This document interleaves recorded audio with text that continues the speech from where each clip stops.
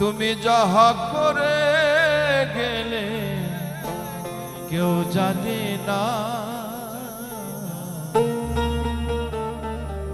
বারে বারে আর আশা হবে না।